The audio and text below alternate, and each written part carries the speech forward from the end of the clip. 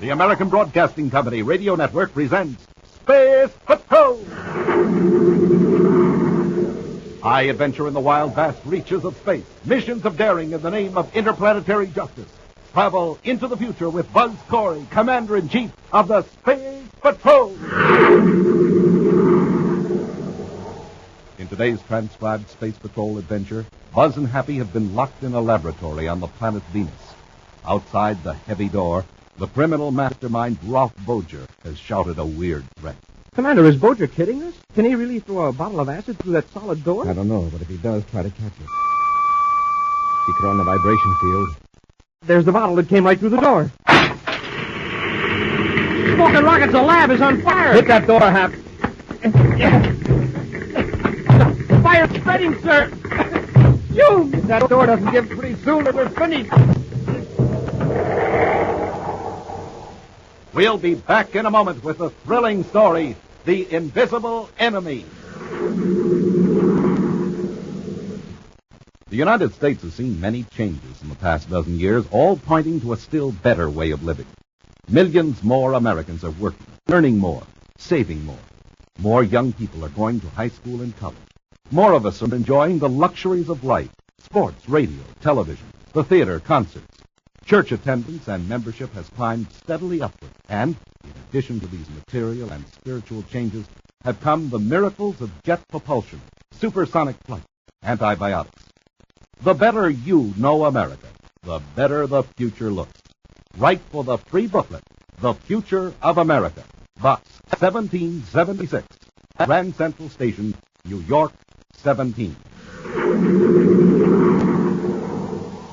Now today's Space Patrol adventure, The Invisible Enemy. Somewhere in the solar system there lurks a dangerous enemy. His name is Rolf Boger, and he holds control of an invention so revolutionary that the entire resources, enterprise, and courage of the Space Patrol are almost powerless to combat it. Commander Corey, in his first encounter with Boger and his criminal activities, succeeded in capturing Clayton Slake, Boger's accomplice and chief muscle man. As Buzz and Happy bring Slake aboard the Terra 5 at the Terra spaceport, the criminal smirks over his shoulder at the commander. Get in that compartment, Slake. Why the rush to take me to the Venus Rehabilitation Center? Are you afraid Boger might rescue me? Is that it? Yes. We know that Boger has an electronic device that enables him to walk through solid matter, through walls of buildings. Sure, Boger can go anywhere he wants. He can help himself to anything he chooses. Money, government secrets, or, business, the Space Patrol. We're going to be sure he won't get used, Slake. Come on, Happy. Yes, sir. So long, boys. All right, Hap, up forward. Slake sure doesn't seem worried. No, that may be just a knack. Or he may be too ignorant to realize the limits of Boger's device. Just what are the limits? If he can walk through solid matter as though it wasn't there, well, he can do just about anything. Boger's motive is greed, Happy. Sooner or later, he'll attempt something a machine can do, but Boger himself can't survive. Well, he'll destroy himself. Exactly. He might take innocent people along with him. Blast off, Hap. Well, we're cleared with space control, sir. We've got the green light for space lock number 3. Okay. Close ports. Close ports. Fire jets. Fire jets. Up, chipping away.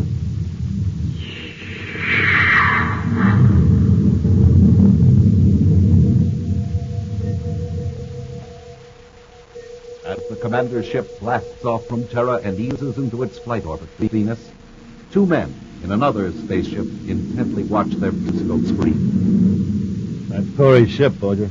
I guess I better get into my spacesuit. There is no hurry, Clark. I got to compute his exact vector and then set our own course to intersect it. And we close in, midway between Terra and Venus, right? Yes. Here. Put these on just before you get into your suit. What are they? Some kind of goggles? They are electronic spectacles. For what? When we move in close to Corey's ship, all the matter in this ship will be vibrating at a very high frequency. Yeah, I know. That's what makes us invisible. Exactly. And ordinary matter will be invisible to us because it's on a lower spectrum, a lower plane. These electronic spectacles fix it so I can see to rescue Slake from Corey's ship, ain't it? That's right. How come Slake and I never used these goggles before? See, you have never been invisible before. You have walked through walls, but the field was at a low rate of vibration. You could be seen and you could see. Are you sure nothing will go wrong? I'll stay invisible? Follow instructions. We'll go over it once more, just to make sure. Now, let's assume that this ship is now invisible, and I pulled alongside Corey's ship. Yeah, the signal from you, I step through the hull of this ship into the Terra 5. But first, turning your field control on your belt. Yeah, naturally. Inside the Terra 5, I search for Slake. I give him the extra spacesuit I brought along, then we go after Corey. You got it. When you have finished, Corey, spaceophone me, then come back aboard. All right, Gruff, put your electronic spectacles in place. I'm going to make this entire ship invisible. All set. There. The ultra-vibration field is on. Our ship is invisible, even to Corey's view.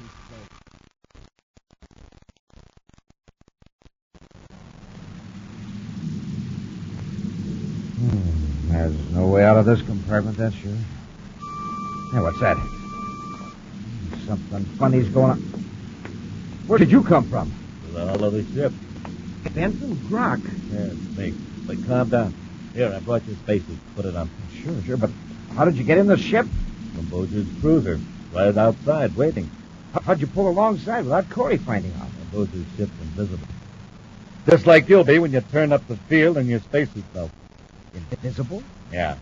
Boger's using extra high frequencies this time. Guess he's got a lot of tricks you and I don't know about. Here, let me help you with your suit. Thanks. Well, sure glad to get out of here. We got a job to do first. We've got to finish Corey. Well, I don't know about Boger's orders. How many are aboard? Just Corey and the cadet. Two of us can handle them. We'll take it by surprise. Yeah? I tried that once. That's why I'm here. This time there are two of us, and we'll be invisible. We can't attack Corey while we're invisible. We'll pass right through him like you would through a wall or the hull of the ship. Now, that's right. While we're invisible, we're as harmless as moonbeams. We can sneak up on them. Then we cut off the field control. That makes us solid. Then we take care of him. That's been thorough. Come on, finish with that spaceman. Oh, wait, I forgot your electronic goggles. Which? These things. You'll need them to see with when you're invisible. I'll tell you how they work.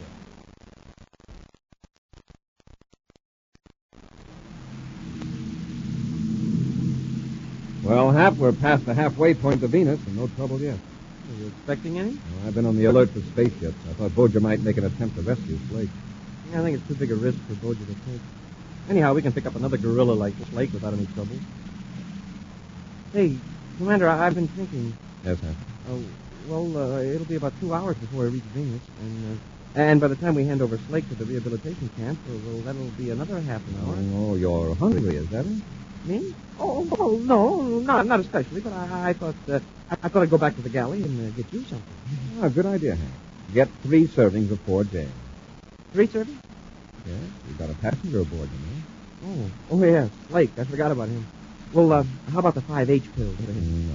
And the crew eats, the prisoner eats, and the same kind of chow we do. Sure, Commander. I'll see that Slake is taken care of. Watch him when you take the food into the compartment. Oh, I will, sir.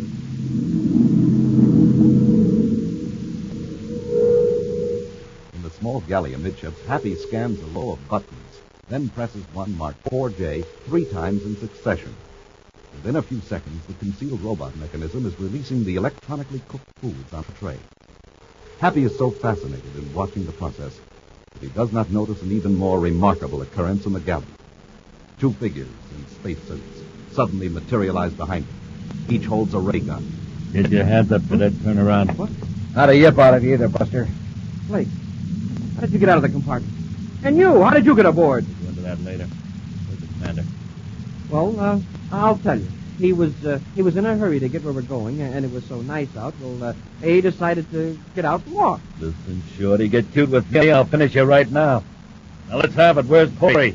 He could be almost any place in the ship. Try the bowling alley on the lower deck. Give me one more chance, Space Got it, Grok. Can't you see he's stalling? Corey's probably at the controls waiting for his lunch. If the cadet isn't up there pretty quick, Corey will come back here to investigate. Let's slug the comical cadet and go after Corey. Wait a minute. Look at that food. A service for 3. Who's the extra lunch for? It was for you, Slake. And I punched the button with my own little hand. Now, aren't you ashamed? Now, listen, cadet. No more fooling. Take 2 trays and go up forward to the control block. Quiet, please. I get this, Cadet. Don't try to warn the commander. He'll be invisible and right behind you. Invisible? Get up. Pick up those trays and get this.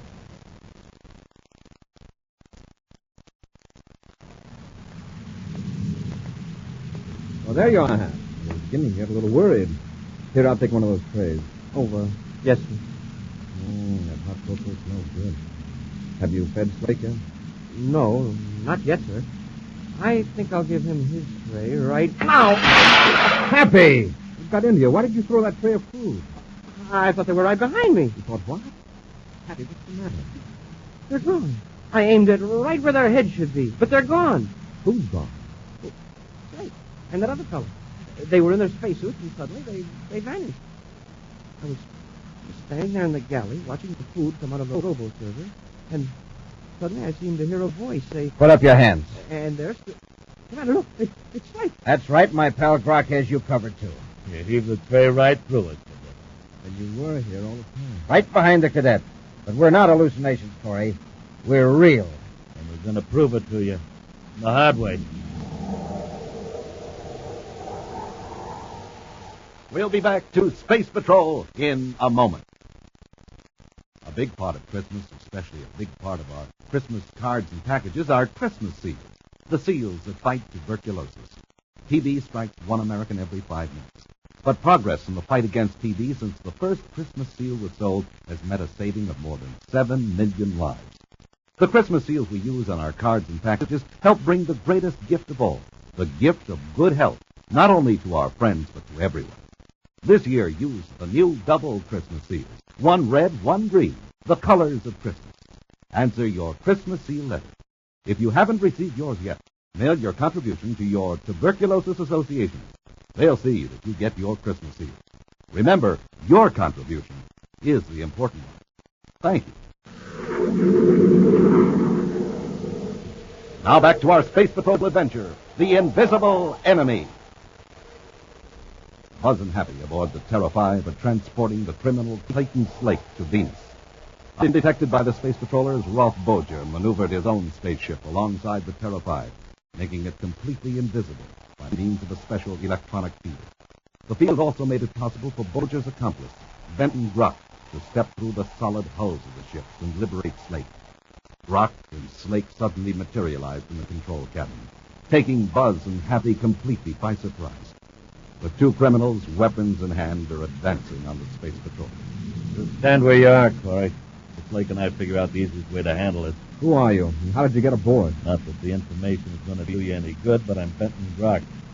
I got aboard from the ship that's alongside yours. So Boger can make an entire spaceship invisible, even to V-scope rays, huh? That's right. It's going to be a big mystery what happened to you, Corey. The Space Patrol will probably find your ship circling in space. And I wonder how I escaped and how... Wait a minute, Slake. Better check with Boger. Yeah, maybe we better. Grok, to Boger. Come in. Boger here. Did you get Corey? And we're holding our ray guns on Corey and the cadet now. How do you want to finish him? Well, put them to sleep with the ray gun. Then smash their spaceophone transmitter. And before you leave the Terra 5, open the outer airlock. And the air escape? Well, that will take care of them. Okay, Boger. Hey, Corey, move away from those controls. I want you hitting them when you fall. Come on, move. All right, Grok. I guess you win this one. What's the matter, Corey? A little weak in the knees, huh? Well, my foot slipped, that's all. I probably stepped in some of that food Happy tossed around. He's scared, Grok. The great Corey is scared. All right, have it your way. Hey, what's that? What's happening to the ship? Grok! Slate!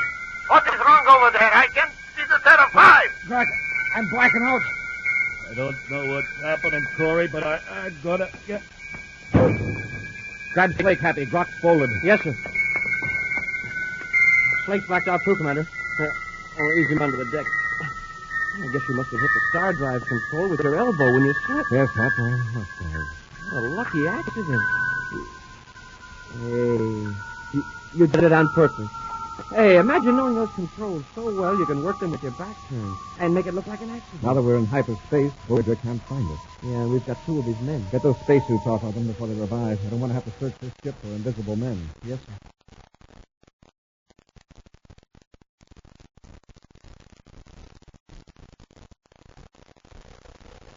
I've got our hyperspace vector figured out, sir. We'll be cutting back into regular space in a few minutes. Good. I think Croc's coming around now. Croc, snap out of it. Croc, can you hear me? What happened? You're in hyperspace. You're as invisible to your pal Bolger as you were to us. Hyperspace. Star Drive. We got away from Bozier by kicking into Star Drive. Where's Slake? He's locked up back out. Yeah. Instead of losing a cook, now we've got two. And we're going to have three, Groff. They're going to help us. Where's Bolger's hideout? I don't know. Don't give me that. If you've got the idea that Bolger can rescue you, just forget it. Where's his hideout? Probably got several. I found this map in your pocket. A chart of a section of Venus. Now, what does this mark here indicate? I don't know.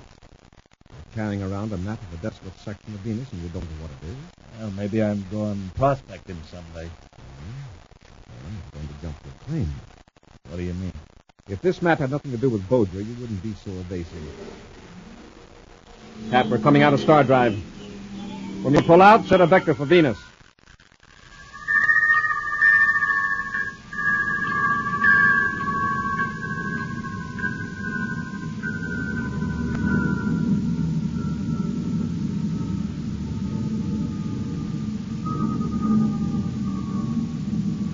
At an altitude of several miles, Buzz scans the surface of the planet Venus, as projected on the viewscope screen, while Happy keeps an eye on Benton Grok. There's a structure down there between two rows of hills, but no sign of any activity. How does it check with the mark on Grok's chart? That pinpoints it exactly. Grok, if you change your mind about talking, what is that building down there? You're smart, Corey. You figure it out. I have. Bolger knows that even if you don't willingly tell me what you know about him, I can get it with a brainogram. His first thought will be to rush to the most important hideout that you do know about. Yeah? Why? To wait for you to arrest him? No. No, to destroy evidence and to pick up valuable equipment or money that he has hidden. That's it, isn't it? No. No, you're way off. Way off. We'll see. Happy locked Rock up in another compartment. I'll land the ship and we'll search that building.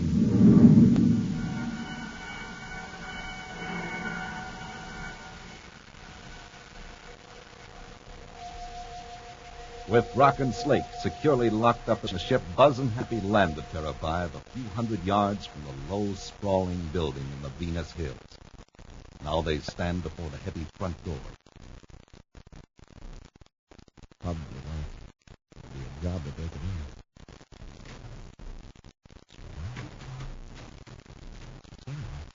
Bolger must feel that isolation is all the protection he needs out here. It is Bolger's place.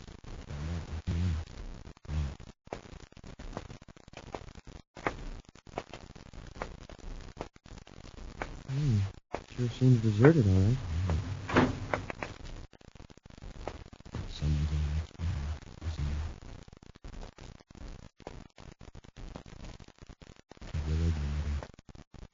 I need them in fast.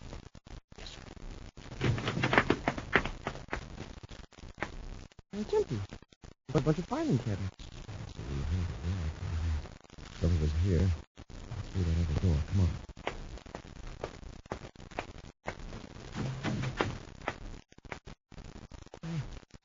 No one's in here either. Say, look. It's some sort of a lab. There's no other door. Whoever came into this room is still here. Sure, there's no place to hide. Or do they need a place to hide? Oh, the ultra vibration tube. Hey, he can be invisible. Tap the door. We're too late. We're locked in. That's right. You walked into a trap, Corey. It's Bolger, all right. He's on the other side of the door. And escape from you as if I were a million views away. Let's hit that door, Hap. Yes, sir. Listen to me, Corey. You are wasting your time. You can't break out of that lab. This door has to be sometime. Yes. But you won't live that long. What do you mean? I have a bottle of acid in my hand. When I turn on the vibration field, I can hurt the bottle right through the wall into that room. Oh, tricks, huh? Yes. It's an amazing trick.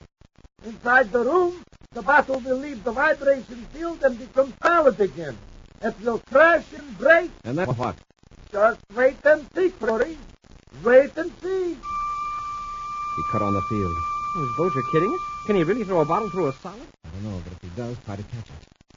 There's the bottle. It came right through the door. Right through the door! Smoking rockets. The lab's on fire. Quick, Hap. You gotta break down that door. You! Hit the door, Hap! The fire's spreading, sir. If the door doesn't give pretty soon, we're finished.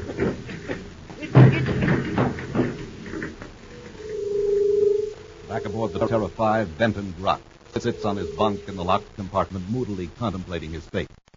At a strange sound, he raises his head, then leaps to his feet in amazement as a figure materializes just inside the bulkhead.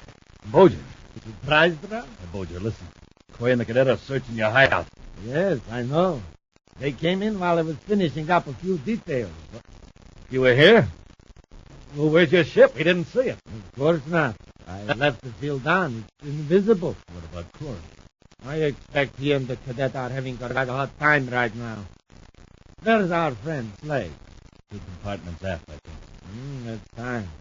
I stand close to me. I'm going to turn on the field up high enough to include both of us.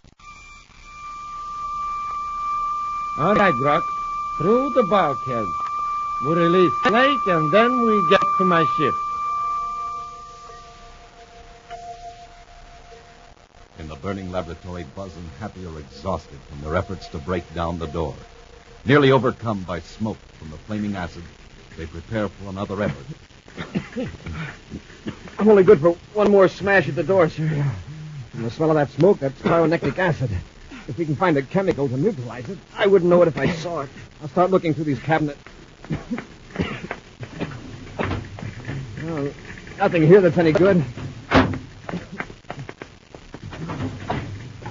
No chemicals at all in this one. Just belts. Maybe we'd better take one last try at the door. Yeah. These belts, they're just like the ones Brock was wearing. Put one on. They can get us out of here. Yeah, Bolger hasn't cut off that field transmitter. We've got to work fast. I'm going to give my belt a trial. I'll turn the control knob until I can put my hand through this cabinet. Hey, you've got it, Commander. Turn yours to number 4, Hap. Yes, sir. Got it. Okay, come on. Walk through the door. We made it. Cut the vibration control. Get to the front door. Be careful. Roger still may be around. Yes, sir.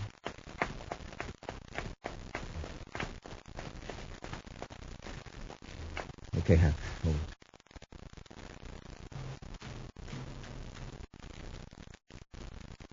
Looks clear, sir. Over there. There. Bolger, Slate, and Grock. Keep back inside the door. I can see it. Doesn't look like they're coming here. But where are they headed? Probably to Bolger's ship. The ship? The ship must have landed a long way off. It's got the invisibility field on it. We didn't see it when we landed. Oh, sure. It'll be tough to stop them before they get to the ship we can't see. We don't want them to see us first.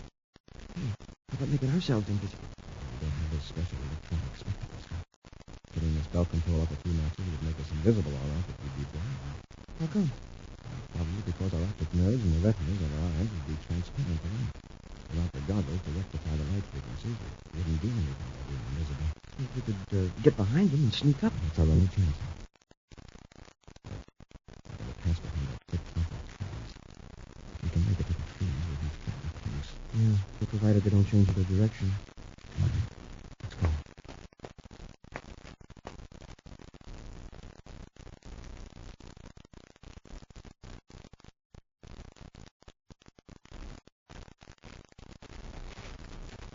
How far is it to the ship, Bolger?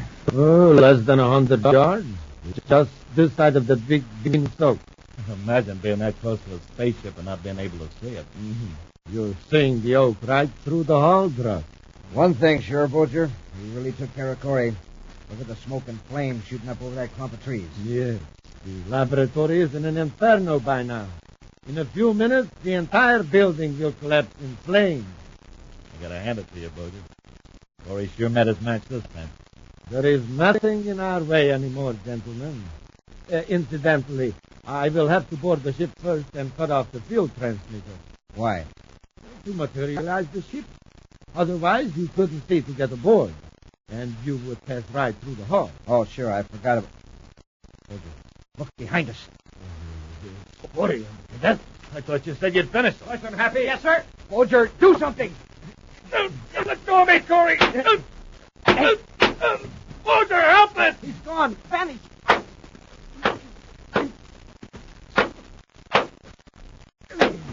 Hey, I'm through. I've got enough. All right, get up. We'd have let you off. If Bulger hadn't run out on us... Maybe he didn't run. Maybe he... Shut up, Doc. Commander, you hear what Brock said? Bulger might have run after weapons, and being invisible, he could pop up any place. Yeah, you better let us go, Corey. Bulger will be back with a blaster any minute. It'll work just like that bottle of acid back in the lab. Yeah. Only this time he won't miss. He's probably aiming at you right now, Corey. Point blank. What's that? It's your pal, Bulger. He's deserting you. Oh, an invisible spaceship blasting him. That's the strangest sight I've ever seen. I mean, it's the strangest sight I never saw. We'll figure it out later, Hank. Let's get these men back to the ship. Then we'll work out a plan to trap Bulger. Yes, sir. And the next time he shows up invisible, if he's invisible the next time I see him, if I see him, I'll grab him. A preview of next week's Space Patrol adventure in just a moment. At this particular time in our history, millions of young men throughout the country are faced with military obligations. If you are a young man between 17 and 18 and a half, you can start fulfilling your military obligation right in your own hometown by joining the National Guard. You can go to school or hold down a job at the same time. You will go on active duty only if your outfit is needed in a national emergency.